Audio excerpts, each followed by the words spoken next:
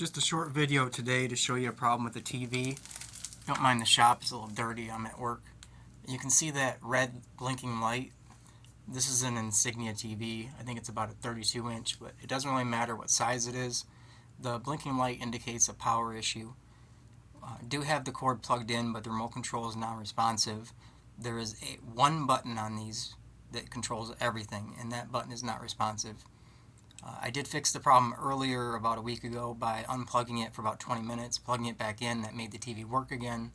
The light wasn't blinking anymore. Everything worked good until yesterday, and then it stopped working completely.